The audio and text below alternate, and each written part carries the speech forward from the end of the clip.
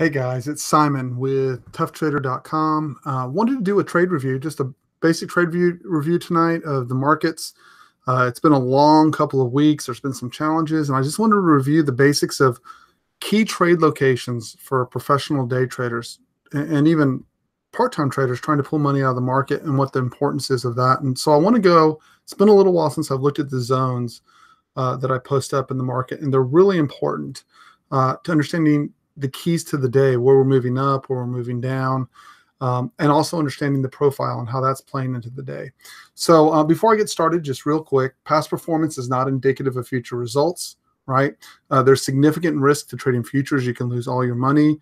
Be aware, I am a trader. I do lose money. It's not about being 100% perfect. Every real trader out there loses money on some trades, particularly day traders. I mean, we're playing at the hardest end of the range. And not only do you have to be good and know what you're doing, but you have to be realistic. Some trades are going to lose. It's about odds and making sure that you have high odds on your trades, and a good risk reward methodology to your entries and exits. But, even your best laid plans, you're going to lose money. And I say this because I can't stand it when people come in and say, well, it's so easy, or this is how it works, or just look at my zone. So yes, my zones work, but I wouldn't say it's easy. I'd say it takes a lot of work to get it right and to be good at what you're doing. So this is for educational purposes only, and I'm sharing my trade plan with you in hopes that it'll make you a better trader. At any rate, that's it. Make sure you're not drawing down. Make sure you're not losing money consistently. So let's kind of jump in real quick. I wanted to kind of go through the zone. So first of all, sometimes the zones you don't place on the chart are very important. So you'll notice I only had one white zone in ES today, and that was basically right here. And what you'll notice is we came right off to the tick. I made this, and again, I post this to the members in the evening. Tonight's charts have already been posted for tomorrow. And you can see we opened up, and basically we opened and drove right off the white zone today in NQ. And so you'll notice that's important, right? You'll say, well, Simon, you didn't have any other zones. You had points of control and the value area high, but you didn't put a zone anywhere. And that is correct. I did not put a zone anywhere.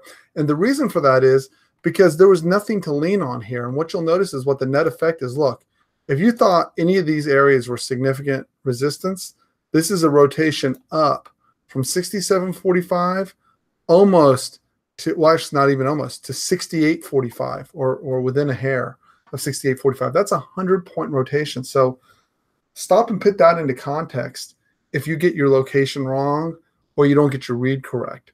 If I put a zone in here anywhere, let's say I just threw a zone right here, and I say this zone right here, that's my yellow zone or my white zone or my XYZ zone, right? And I have someone who's in my room following me, trying to find trade location, goes, oh, I'm going to start to lean on this location for a short. The loss, when you have a 100-point move, that's I believe my math's right, late at night, $2,000 a contract, right? So yes, I didn't catch the zone at the top. Perhaps I should have put a zone when I go back in retrospect. And I look at, let's see here, there we go. And I look where I put it. Obviously, in hindsight, I would have liked to put the trade right here. And what I said in the room was that the resistance was 68.40 to 68.50 was generally the resistance. The white zone above was all the way up here. It just wasn't likely we were going to make it. There we go. Starting at 69.28, it was highly unlikely we were going to make a 170-point run in a straight line today, right? So am I disappointed that I didn't get the short out of here? Well, no, I can tell you I had multiple members get the trade out of here because we had several things that helped us with location here. So first, when you got up here, notice that you had an impulse move off the highs after a 100-point rotation. Notice that we came back and retested on this push back up. And these are just, you don't even have to have advanced tools like market delta or look for delta divergence. Look, we push back up here and we just can't break the high, right? It falls actually just a few ticks short, and then you get another roll down. Another thing that I'll talk about consistently is in order to get short, right? In order to get short or even to get long, you want to get behind your best last seller, your best last buyer. Guys, this is so basic and makes your trading life so easy. Look, it doesn't guarantee you against the stop, but what it does guarantee you if you're so let's say you took the stop here. Let's talk about a losing trade instead of a winning trade, because I can just go out there and point and say, hey, this is where your winning trade comes from. So when NQ is pointing up and you're going, well, look, I want to short, but I got to get behind my last best buyer at least, right? Notice that that doesn't occur till right here. Well, why is that a big deal? Well, that's a big deal because between 67 and 45 for an entire 40 points of rotation, $800 a contract, right? For 40 points of rotation, you didn't even entertain the idea of taking a short on the push up. Massive help, right? Now notice, you do get underneath your last best seller here, but you don't get underneath your last best buyer. I want to show you where that actually occurs. This is the first place where you have an opportunity to get underneath your last best buyer. So remember, on the way up, I want to be below my last best buyer. That's assuming I don't have a zone, I don't have tick divergence, I don't have any other reason to get short in an area, so I'm having to work off the price action. So the basics of price action are get behind someone who's trapped. So what do you have here? You have a rotation from 70, 67, 45, all the way up to 68.10, right? Okay, cool. Now you're behind. Now you can go, Simon, we're now behind. I'm looking for a place to short. You can come over here and you can draw a line right underneath that bar. Well, guess what? That gave you trade location is what it provided. Now, did it provide a 20 or 30 point rotation down? No, there was no resistance there. I can tell you right now, that's just a market that got tired. We haven't broken the last swing low. We're making higher highs and higher lows. But this rule of thumb, right? I share it, because it's so simple and so easy, right? This rule of thumb, I'm behind my last best buyer, right? Lets me know that, okay, I shorted 68.02. I was patient. I get a rotation all the way down to 67.88. That's 10 points. That's a good trade, right? I'll take that all day long. That's $200 a contract plus, right? Now we continue up higher. Now notice, what did we also do? Look how this also instantly set up your support location, because what did we do? We came back against my last best seller, and we find responsive buyers. We're making higher highs and higher lows, and we continue along our merry way. And you go, but Simon, I still want to be short this market. And I go, great.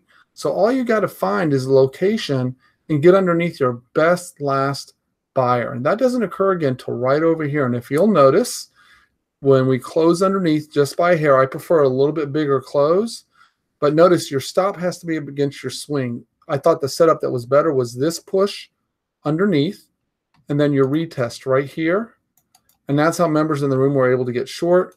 And then what was your stop? Because this is giving you an instant entry exit stop, right? Right here, it's your backside test. And then we roll. And notice again, there's no zone. Remember, I just added these numbers, right? There's no zone in here. So what does the market try to do again? We roll all the way back down. And even late in the afternoon, you can notice you get above, right? You get above your best last seller. And actually, you technically, yes, right here, you get above your best last seller. We test right back into them. Now you have an entry exit stop, although that was a pretty wide stop. Nonetheless, it worked. And there's your push back to the upside. So you don't have to have zones to trade, but they're helpful. It's helpful to know that this was a important support zone. And it's also important to know that there really wasn't a significant resistance zone up here, so that what you needed when you got in here was price action to help you decode and read that in real time. Let me get rid of this, or otherwise I'll think I left it here. Now let's go look at ES really quick. And I'm going to show you why the power of the zone, when you have it there, is so important. Again, notice there's no zones in between here. Is that important? Well, I didn't make it quite up to my white zone up here. I had 27.39. Would have I been short from the white zone? Hell yeah, I'd have been short from the white zone. That's great trade location, right? And it also tells me, what does this tell me? White zone, buyers in control above, sellers below. And you can go, but Simon, we opened down here at 27.20 and rolled all the way up to 27.35. That's a good trade. I say, that's true. That is a good trade. But my key important levels, right, were actually here and here. And if you'll notice, we pushed right into 27.10, 27.08. Notice we pushed a little bit behind it. But net, we held that 27.10, 27.08. And this is a note to guys who are, how do we say this, using really tight stops, who aren't really great day traders and know how to set those precision entries and exits off of very much smaller time frames. You're going to have to allow bigger rotations. When you're rotating down from 27.35 all the way down to 27.20 in one fat rotation, know that people are going to panic at the bottom. And even if the zones hold, how do you fix this problem, right? You're like, hey, I'm at a white zone. How do I fix the problem of getting ripped from 27.10 all the way down to 27.05. Let me show you. You come over here and you go, hey, I'm in the white zone.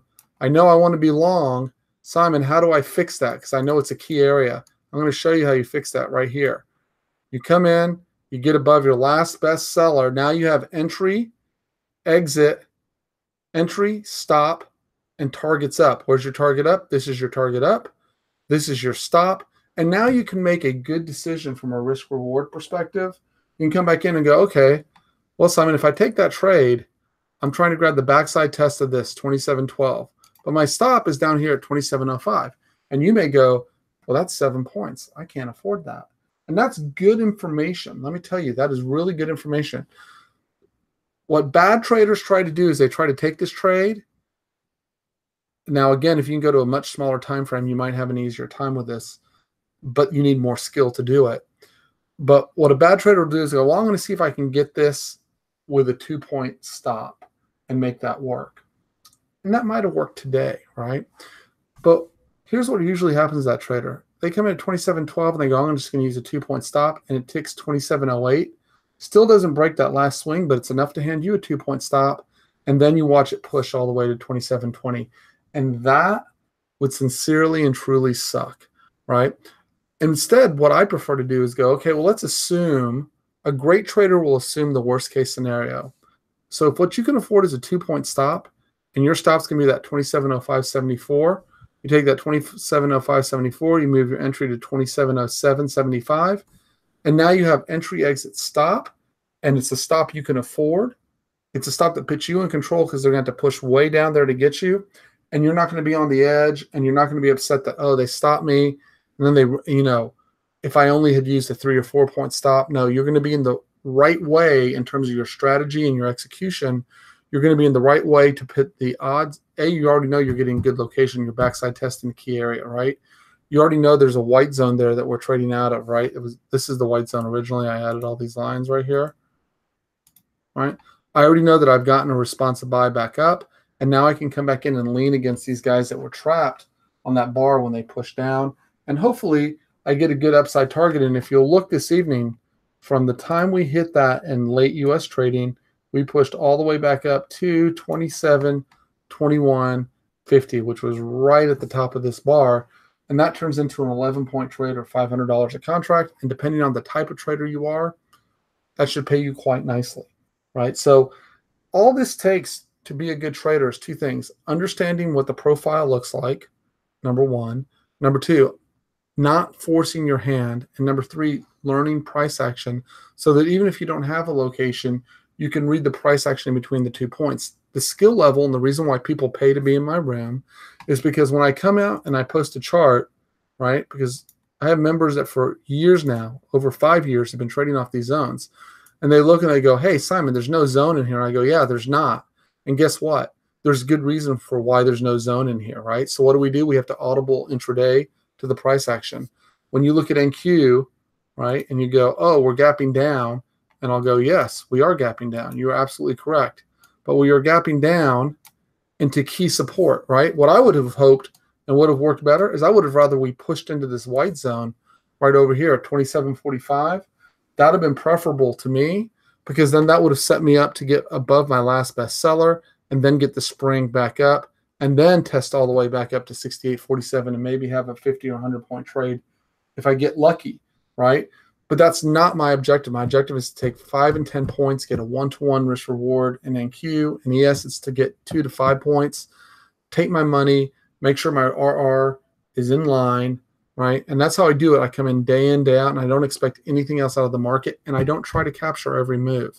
That is not my goal or my mandate here. My goal and my mandate is to find 1 to 3 good trades a day, pull my P&L out of it, and go home and enjoy the rest of my life. And then what I'm trying to do through that process is also slowly scaling up my trade size, trade by trade by trade by trade as I move along, so that I can accomplish that mission, right? So I want to say that again. My goal is to accomplish trade by trade by trade, stacking my chips, increasing my trade size, and focusing on my best trades. And if my zones don't work out, meaning they don't set up, right? Or if my if my PA reads don't set up, right? I don't get the backside test. Let's say we, instead of getting this price action here, because we ended up getting shorts both from 6810 location earlier today, this location, we got a short out of here, and some of the members in the room got short up here, right? But let's say the price action had been such so that we just rolled over and flew straight down. Guess what?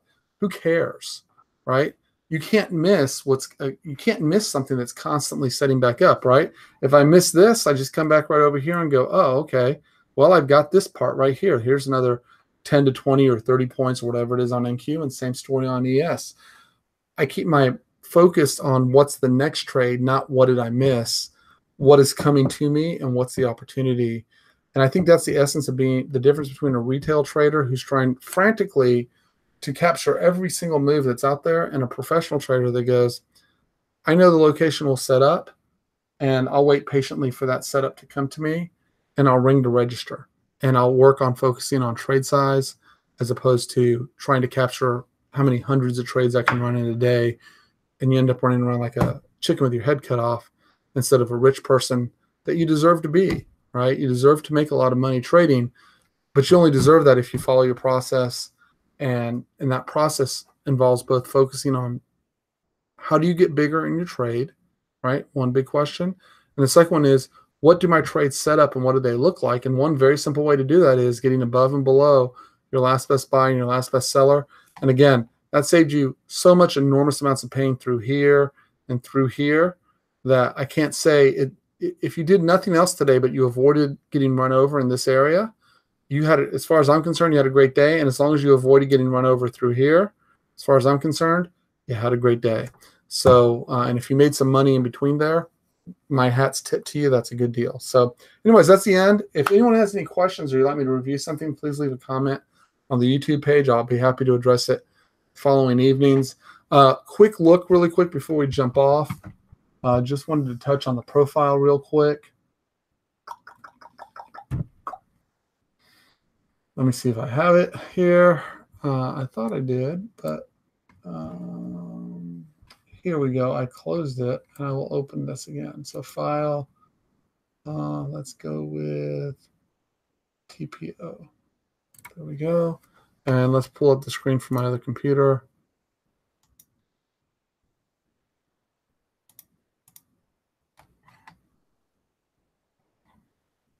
Where in the world is my...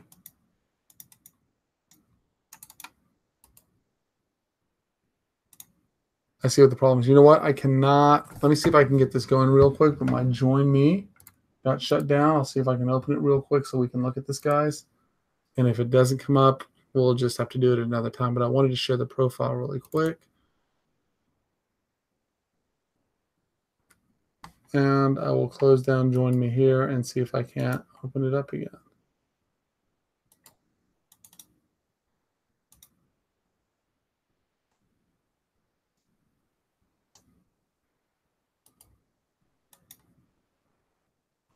Let's try one more thing, and if not, we will give up all hope as if it's not going to occur. And we'll see if we can end this.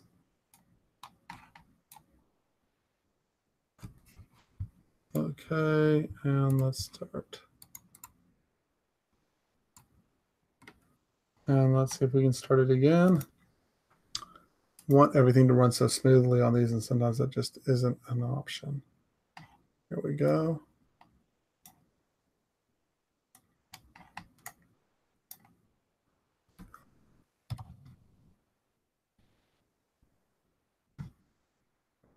We got it. Up in a sec.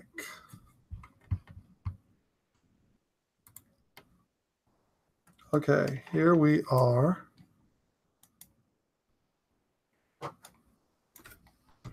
And so we can do this. So my biggest concern, this is ES, the S&P 500. And my biggest concern on this profile, looking at it right now, is actually has to do with this right here. We've tested today the point of control, the volume point of control. And prior to that, we tested the volume point of control on the 15th. And that leaves a large area below here. And the first place that we're likely to get a response is that 26.74. So there's areas in the profile to get filled in, but there's areas on the profile on here to get filled in, but this whole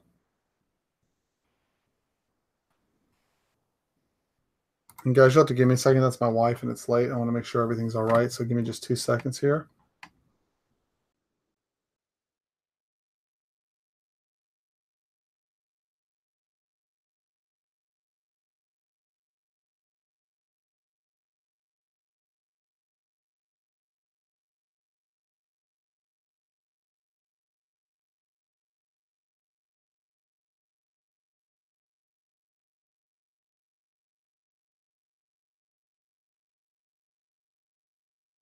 Okay, family stuff late at night, guys. Sorry about that. So hopefully the audio and the video is still good. Okay, so going back to this, my biggest concern is the distance between the next point of control to be tested. You'll notice that even behind, so it's likely that we get a response out of this location right here. This, what is this? Let's find out. This, let's just call it 26.9, between 26.85 and 26.75. We're likely to get a response out of that area back up. That makes sense, right? But my real concern is if you look behind it, also the points of control have all been tested. Which, so really, if we don't hold the 26.75, the only thing left behind us to help us out is the bottom. Once this 26.49 trades, that completes the auction down, right? So it's not really a great support area, but it's the only thing we have to hang onto. And the problem with that area is oftentimes what you'll see is it way overshoots, then it traps back in, and then it reverses, right? So people will look at that and go, or it's just not reliable. Sometimes it comes right to the tick and then comes right off of it, just like that. But most of the time, I expect it to overshoot a little bit, and I prefer it to because then I know we've shaken down everybody in this area. I'd rather see it overshoot and come back than hold right to the tick. So once we get into this area here, so the first test is going to be, are we above or below value area low, right? So that starts this process right here. 27.18 tomorrow becomes very important. Right now we're trading 27.07, 27.18-ish is value area low. Failure to get back above value area low opens us for test lower. So the most obvious area to test lower when I look at this chart, the most obvious place to test lower would actually be this 26.85 to 26.75. That's not a really big stretch relative to what we've been experiencing. So I'll look for the price action to help me out in this area. There's really not the white. If I was going to have an area where I really wanted to focus, it'd be closer to the 26.75 than the 85.